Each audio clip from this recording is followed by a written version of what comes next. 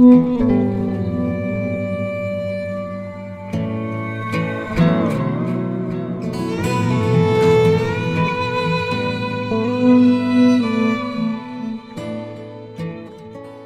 meu nome é Daniela, eu sou escritora, sou pós-graduada em coordenação pedagógica e atuo há mais de 15 anos no apoio à acessibilidade da pessoa com surdez e inclusão.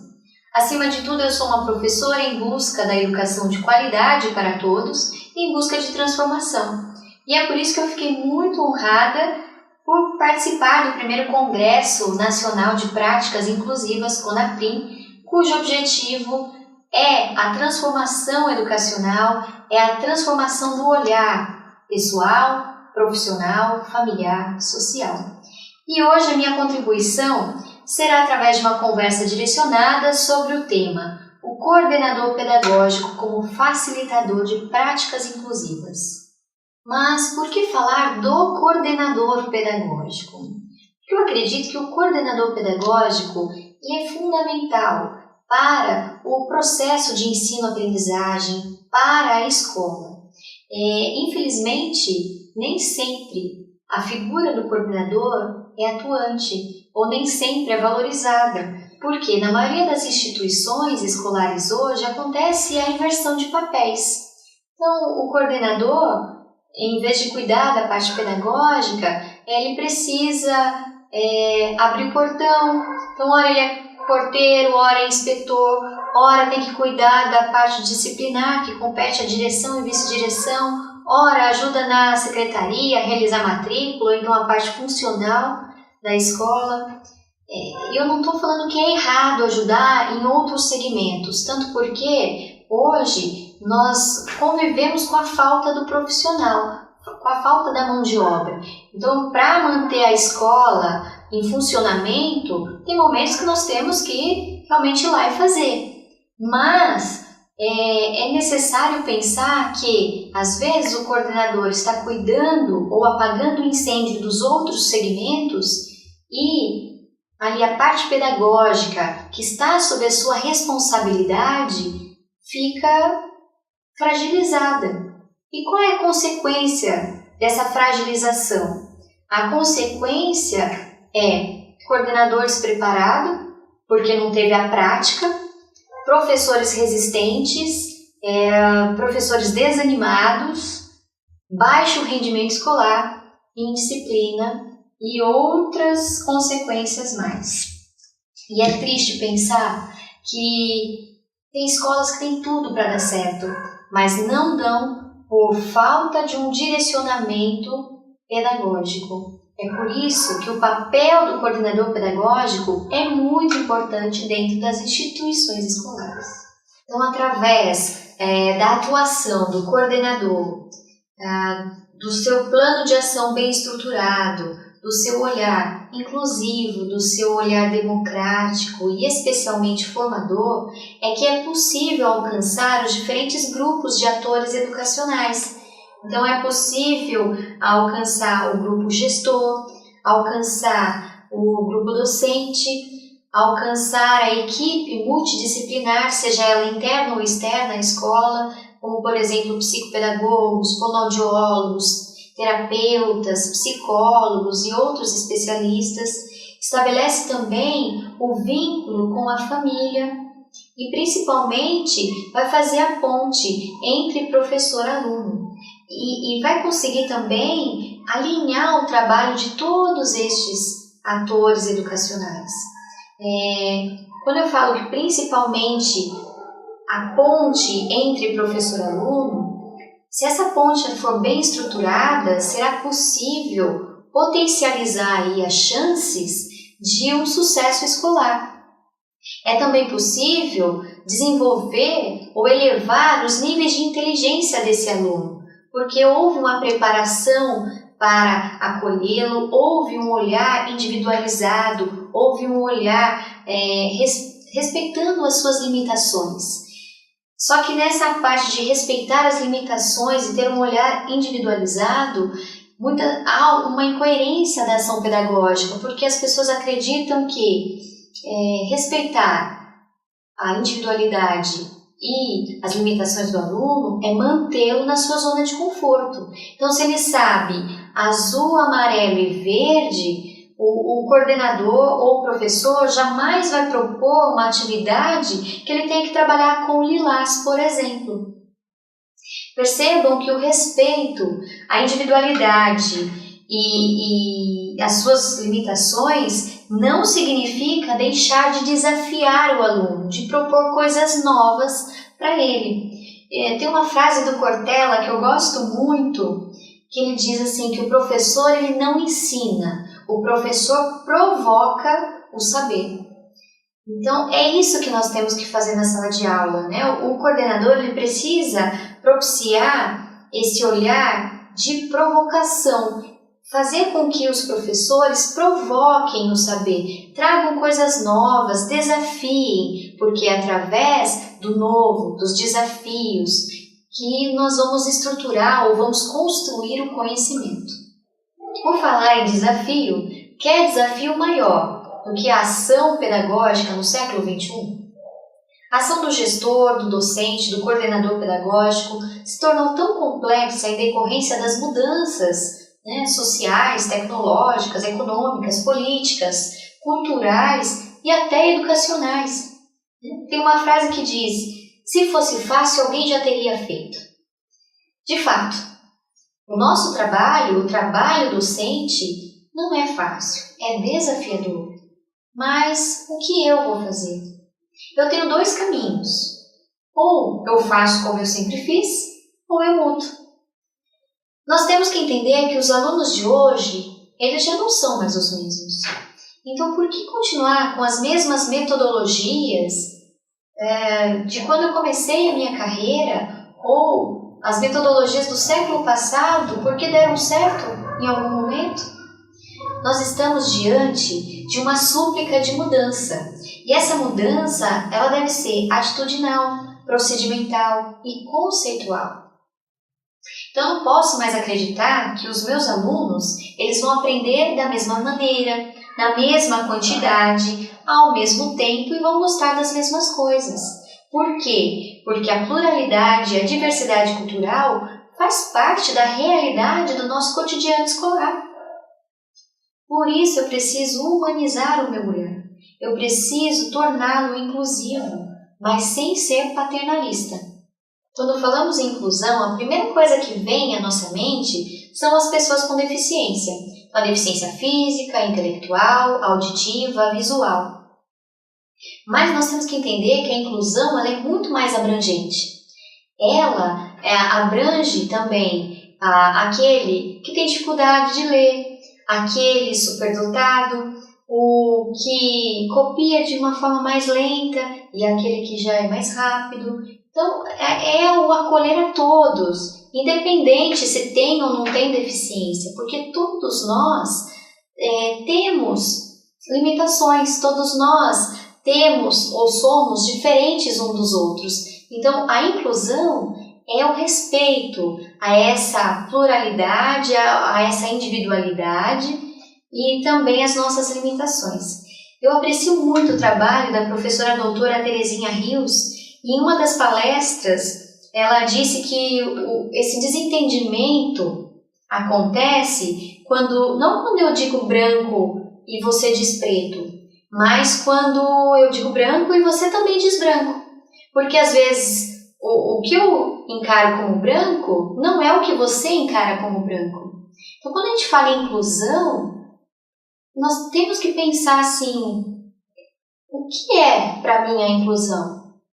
De fato, porque existe alguns da equipe gestora, da equipe docente, que acreditam que a escola já é inclusiva por ter uma rampa, por ter o intérprete de Libras, ou por ter a estrutura arquitetônica já pronta.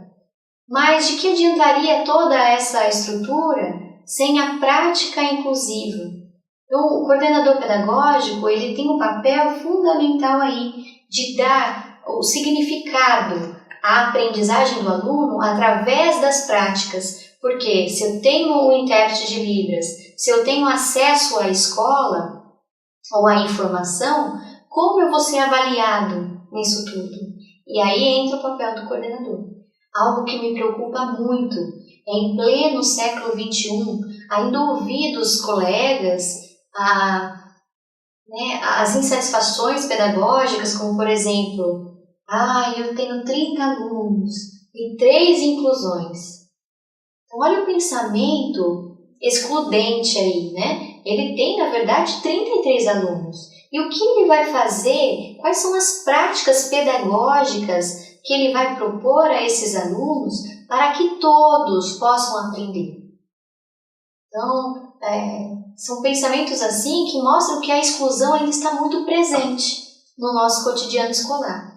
Um outro exemplo foi uma vivência que eu tive numa reunião pedagógica, onde nós estávamos tratando sobre a aprendizagem de um aluno do 3º ano do ensino médio. Alguns professores questionaram por que aquele aluno ele conseguia desenvolver ou escrever algumas palavras na língua portuguesa, que não é a sua língua materna, né? Porque sua língua materna é a Libras, mas ele conseguia escrever algumas palavras em língua portuguesa com alguns professores. Já com outros, ele não queria fazer nada. E o intérprete também não fazia com que ele produzisse. Então, aí uma professora levantou a mão e falou assim, olha, eu tive um aluno no 8º ano que também era surdo e ele sabia ler e escrever. Então, ele também precisa saber ler e escrever. Sim, ele precisa saber ler e escrever.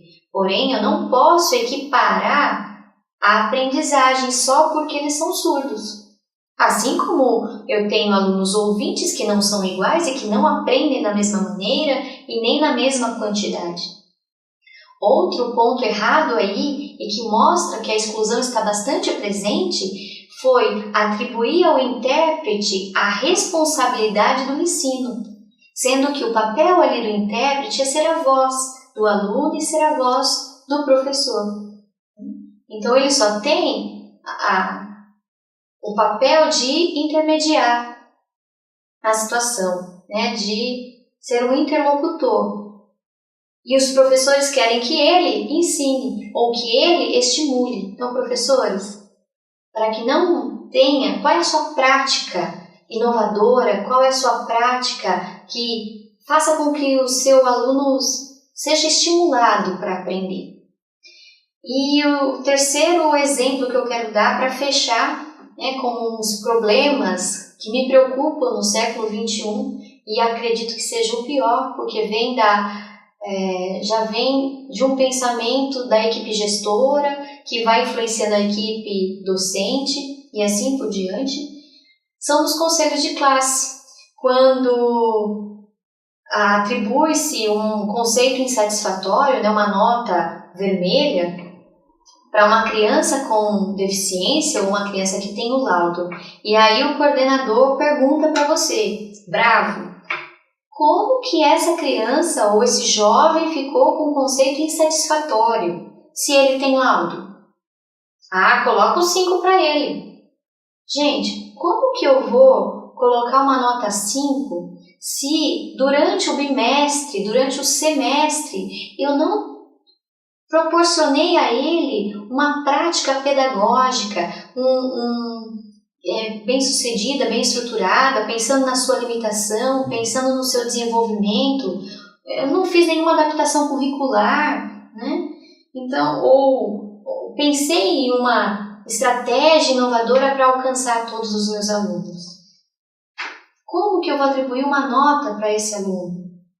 Aliás, nós temos que lembrar que o aluno ele não é número, o aluno não é índice, o aluno ele é um ser humano. E por isso que nós precisamos humanizar o nosso olhar, nós precisamos ter a prática inclusiva e o nosso olhar inclusivo. Tem um comediante francês, Pierre Dac, ele tem uma frase bem interessante que eu até vou projetar para vocês em slide, que fala que o futuro é o passado em preparação. Então, como você, gestor, como você, professor, como você, coordenador pedagógico, tem preparado o futuro dos alunos? É muito fácil a gente terceirizar a culpa. A culpa é sempre do outro, a culpa é do aluno, a culpa é da família, a culpa é do sistema. Aristóteles já disse, né? Não é o sistema que corrompe o homem, mas o homem que corrompe o sistema. Por isso que nós precisamos mudar o nosso olhar.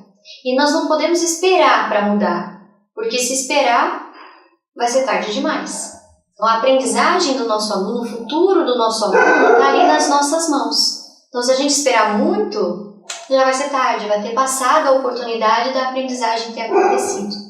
E ao mesmo tempo que ainda há pessoas com pensamento ou conceito excludente, felizmente há muitos professores, coordenadores e gestores que pensam em fazer a diferença na vida do aluno, que pensam em uma educação de qualidade para todos, na transformação educacional e que diante de uma problemática vão em busca de uma solução.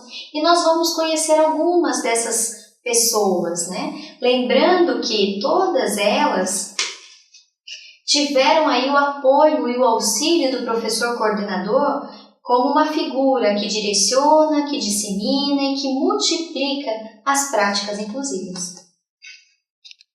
Olá a todos, participantes do primeiro Congresso Nacional de Práticas Inclusivas. É um prazer participar dessa discussão. Parabenizo a equipe do Congresso pela iniciativa de trazer um tema tão importante para a formação docente e discussão das práticas vivenciadas nos mais diversos contextos escolares do nosso país. Meu nome é Rosa, eu sou psicopedagoga institucional da Escola Municipal Antônia Xavier de Lima, localizada em Vargem Grande Paulista, estado de São Paulo.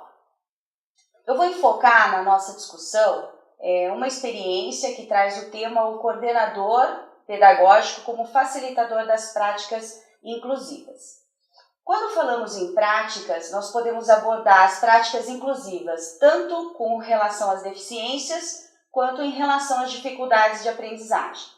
A experiência da nossa escola vai abordar as dificuldades de aprendizagem.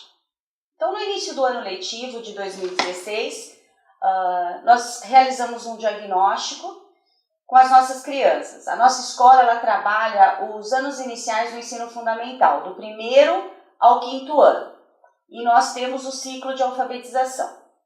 Quando nós realizamos um diagnóstico inicial no ano letivo, nós verificamos várias crianças que se encontravam no 4º ano ou 5º ano e que ainda não estavam alfabetizadas.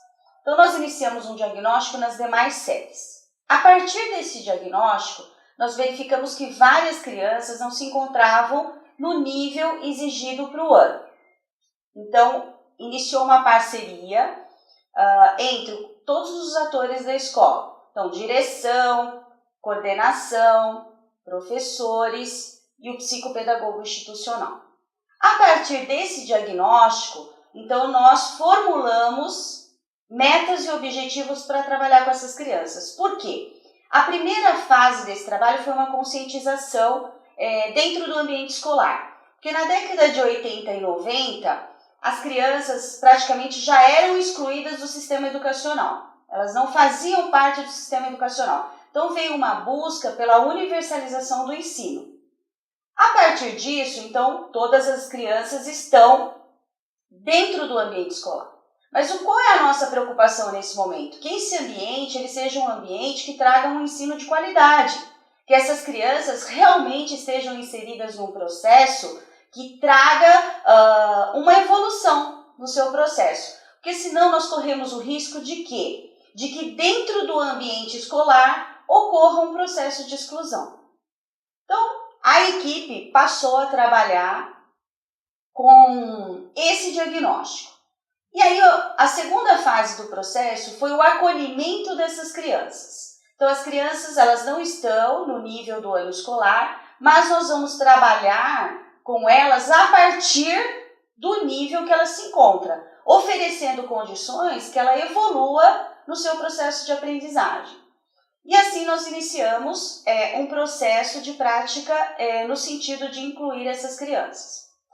Num terceiro momento, nós buscamos trazer as famílias para dentro do ambiente escolar.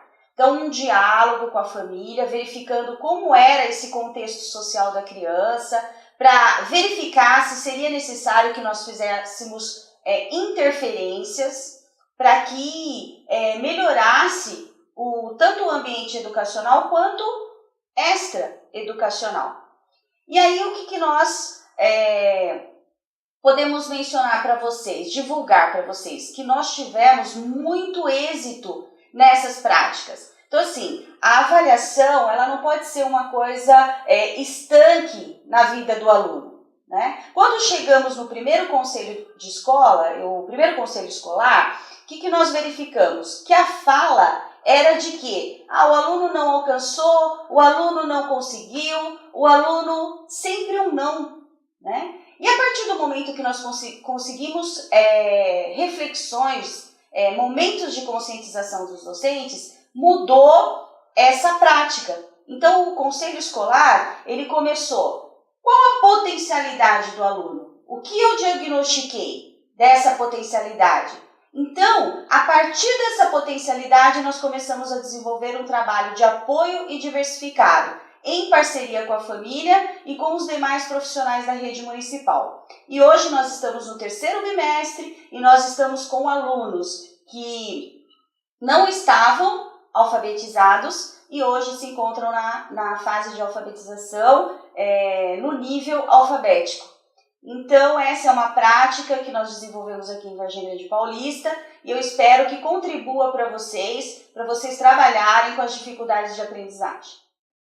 Olá pessoal, meu nome é Amanda Ballarin Dias, eu sou fonoaudióloga, sou especialista em linguagem e surdez, sou mestre em saúde auditiva pela Faculdade de Medicina de Jundiaí e eu tô hoje aqui para falar um pouquinho sobre a importância da psicopedagogia auxiliando o trabalho fonoaudiológico. Eu primeiramente acho muito importante o atendimento interdisciplinar, tá? Que é o atendimento diferente do multidisciplinar. O atendimento interdisciplinar é aquele que os profissionais trocam as experiências e tem uma relação aí para o desenvolvimento do paciente. E o que eu acho de extrema importância no atendimento psicopedagógico é que ele auxilia aí muito o processo terapêutico da fonoaudiologia, porque ele vai auxiliar a criança na dificuldade que ela tem para aquisição, muitas vezes, da escrita, e que isso pode permear a sua fala. Na verdade, nós temos aí uma relação na escrita do português entre a fala e a escrita. Então, a nossa primeira hipótese de desenvolvimento da escrita, ela é baseada na audição. Por isso que, muitas vezes, as crianças escrevem palavras baseadas no que ela ouve. Por exemplo, pente com I ao invés de com E. Entre outras palavras que muitas vezes nós pronunciamos de uma maneira, mas a escrita correta dela é de outra maneira. O atendimento psicopedagógico ele vai permear a fonoaudiologia muitas vezes porque algumas crianças apresentam dificuldades tanto na fala quanto na escrita de diferentes exponenciais. Por exemplo, uma criança ela pode ter dificuldade na fala trocando consoantes surdas e sonoras. O que seriam essas consoantes? Então, por exemplo, nós temos consoantes que têm vibração das pregas vocais. Essas consoantes são chamadas as consoantes sonoras. E nós temos consoantes que não têm a vibração das pregas vocais. São chamadas as consoantes surdas. E geralmente as crianças apresentam trocas de uma pela outra, como por exemplo no caso da letra F e da letra V. O F seria uma consoante surda, que ao pronunciar nós não produzimos um som nas pregas vocais. E a letra V seria uma consoante sonora, porque ela produz vibração das pregas vocais. E as crianças, geralmente, quando elas estão adquirindo tanto a linguagem oral quanto a escrita, elas acabam trocando, muitas vezes por não perceberem essas consoantes. E muitas vezes isso não é um problema de audição, é uma percepção mesmo da escrita, uma percepção auditiva e que pode atrapalhar aí. Muitas vezes ela fala daquele jeito e acaba transpondo isso para a escrita. E a psicopedagogia, ela vem de caráter, ela vem com uma importância aí muito grande para auxiliar as crianças nessa transição, uma vez que a fono consegue trabalhar com elas questões da fala, então trabalhar no caso de crianças que falam chanela ao invés de janela, que tem a vibração, então nós trabalhamos com essa criança a parte sensorial, a parte de pronúncia dessas palavras. E a psicopedagogia vem auxiliar aí na produção da escrita e no aprendizado também dessas palavras e desses conteúdos que são passados na escola, às vezes de uma maneira que essas crianças que apresentam uma maior dificuldade não conseguem adquirir esses conceitos, tanto sonoros quanto escritos. Então eu acho importantíssima a colaboração da psicopedagogia. Eu tenho vários casos. Um caso interessante que eu tenho é uma criança surda. Ela tem hoje 8 anos e ela fez a cirurgia de implante coclear com 4 anos e 5 meses e é uma idade considerada tardia para o desenvolvimento de fala. No entanto, essa criança teve um ótimo desenvolvimento de fala e também está tendo um bom desenvolvimento da escrita. E ela troca ainda, obviamente, algumas consoantes surdas e sonoras e também tem ainda dificuldade em perceber algumas delas, porque ela também tem aí uma questão auditiva envolvida. Mas o implante dela, por ser considerado um implante coclear de sucesso, uma cirurgia de sucesso, permite a ela com que ela tenha essa percepção auditiva. E a psicopedagogia tem sido importantíssimo nesse processo de alfabetização da criança. Então, por isso que eu acredito que o trabalho interdisciplinar é muito rico e ele acaba acelerando o processo terapêutico. Então, muitas vezes a mãe fala, não, eu não vou levar em 2 porque fica muito caro, às vezes, o custo da reabilitação. Mas também tem a questão do prazo. Muitas vezes o trabalho que é feito em conjunto, ele acaba tendo um processo aí muito mais rápido.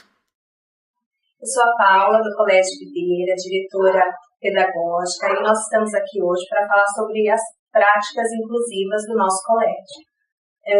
Nós iniciamos esse trabalho há muitos anos atrás na educação infantil. Acreditamos sim nessa prática, acreditamos que podemos fazer algo pelas crianças, mesmo porque eu, como mãe, tenho uma criança especial, tenho um filho hoje de 19 anos. Passamos por muitas situações dentro dos colégios onde ele vivenciou. E muitas vezes nós não fomos bem atendidos, não tivemos um respaldo pedagógico enquanto educação inclusiva, como nós acreditamos que deveria ser. Então, por conta disso, nós resolvemos então criar a nossa própria escola, fazer uma escola diferente, uma escola onde os valores, os saberes, essa construção fosse de uma forma prazerosa para todas as crianças.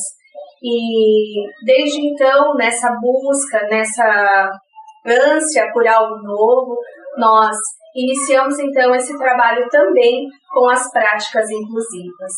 E eu acredito que nós temos caminhado bem, temos muitos pontos ainda a melhorar, muitas profissionais precisam ainda ser capacitadas, acreditamos na formação continuada dos nossos professores. Para isso nós fazemos parcerias e essas parcerias vêm somar então com o nosso trabalho em gestão. Agora eu quero convidar a Sibeli para falar um pouquinho então da parte de coordenação. E a coordenação tem um papel fundamental neste trabalho, nessa busca de formação continuada. A coordenação pedagógica tem o papel de integrar a família com a escola, os professores com a direção, os professores com os alunos, a fim de que essa inclusão ela seja efetiva. Nós, coordenadores, temos que garantir que esse currículo seja aplicado tanto para as crianças que tenham desenvolvimento adequado quanto para a inclusão. Então, dentro desse trabalho de coordenação, de gestão, do grupo de profissionais, dos nossos professores, nós buscamos estar contratando durante o ano profissionais para estar auxiliando os nossos professores neste trabalho, bem como todos os terapeutas que trabalham com as nossas crianças. Eles vêm até o colégio, orientam os nossos profissionais, orientam a coordenação da forma como deve ser desenvolvida efetivamente o trabalho na sala de aula. Qual a conduta que o professor precisa ter, então, dentro da disciplina sendo cursada, qual é o grau de dificuldade dessa criança, se é um déficit de atenção, se é uma síndrome que essa criança apresenta. Então, como trabalhar com esse professor dentro da sala? Então, essas são as práticas que nós buscamos mesmo, não só em teorias, não só de uma forma dizendo temos a inclusão no colégio e deixamos essa criança na sala, no cantinho, sem nenhum preparo. Não, o nosso colégio, ele busca e ele vai atrás de profissionais que venham nos orientar, cada um na sua área, cada profissional, se é um terapeuta ocupacional que aquela criança precisa, se é uma fisioterapeuta, um fisioterapeuta, se é um psicólogo, se é um psicomotricista ou psicopedagogo, quem quer que seja, nós buscamos isso sim, quais são as melhores práticas e como nós trabalhamos com ele dentro da sala de aula para que ele não passe 4 horas conosco ali, simplesmente sentado, ouvindo a professora falar, trabalhando as outras crianças e aí essa criança não sendo assistida. Não é assim que a gente pensa. Então, por isso, nós fazemos sim as práticas inclusivas dentro do nosso colégio. E para finalizar, como o coordenador pedagógico pode ser o facilitador de práticas inclusivas? Infelizmente, não existe uma didática pronta, não existe uma estratégia metodológica que seja implementada em todas as escolas e que alcance 100% de sucesso. Mas existe algo que todos os coordenadores podem fazer para melhorar a sua prática, para incentivar, para motivar, que é se tornar líder. Então, coordenadores, não sejam gestores, mas sim líderes. E existe uma grande diferença entre ser líder e ser gestor. O gestor, o chefe, a gente simplesmente obedece. Agora, o líder, existe uma conquista, nós seguimos, é aquela pessoa, aquela figura que nos inspira, que nos motiva. O Mário Sérgio Cortella, no livro Qual é a Tua Obra?, ele mostra que liderar é inspirar, é motivar, é animar ideias. E ele coloca 5 competências para ser um bom líder. O primeiro é abrir a mente. Nesse item, é importante pensar que eu só vou conseguir transformar o conceito, as atitudes e os procedimentos do meu professor se primeiro eu me transformar. E, consequentemente, o professor também só vai conseguir transformar o aluno se ele estiver transformado. Então, transforme-se. Pense também na possibilidade de utilizar as reuniões pedagógicas para a formação e não informação. Então, aproveite esses momentos para adquirir conhecimento coletivo, individual e crescer cognitivamente. O segundo aspecto, a segunda competência é elevar o grupo. Esse, acredito que, no meu ponto de vista, é um dos mais importantes, que é a valorização do seu profissional. Olhe para esse professor, procure conhecê-lo, conheça as suas práticas, conheça a sua didática, as suas estratégias e não apenas critique. Então, se ele faz algo positivo, elogie, valorize. E independente se ele está um dia na sala de aula ou já quase se aposentando. Porque o Cortella ele fala que não se avalia uma experiência pela extensidade do tempo, mas pela intensidade da prática. Então, às vezes, um jovem professor chega na escola cheio de motivação e a gente não dá tanto valor, ou a gente encara como uma ameaça, né, para nós que já estamos há mais tempo naquela escola. Não, acolha essas ideias, incorpore a ideia no grupo para que possam crescer, então eleve o grupo, e essa elevação tem que ser de forma coletiva. Saramago, ele diz, se puder olhar, vê, se puder ver, repara. Então é isso que a gente precisa, é reparar na ação docente, reparar, elogiar, motivar, inspirar. E a terceira competência é inovar a obra. Então, se eu tenho alunos com dificuldade de aprendizagens, alunos com deficiências, o que eu vou fazer?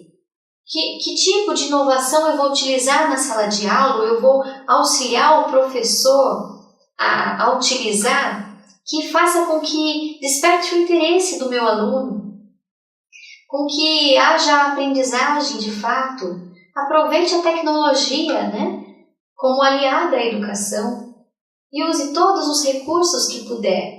Não fique preso apenas à escrita, às provas, mas explore, trabalhe a oralidade, trabalhe seminários, trabalhos, teatros, dramatização, enfim, são N possibilidades. Inovar a obra é uma competência de um líder. Quarta competência, recriar o espírito.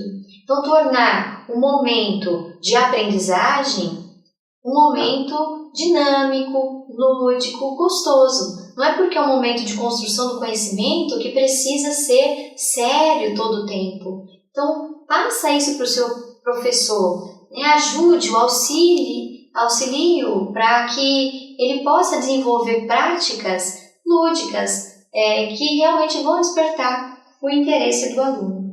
E a quinta e última competência é empreender o futuro. Nesse aspecto, o Mário Sérgio Cortella diz que para empreender é necessário a proatividade. E ele ainda fala, né, ele deixa uma frase para pensarmos, para refletirmos, que é: em vez de esperar, vá buscar. Em vez de aguardar, procura. Em vez de amaldiçoar a escuridão, acende uma vela.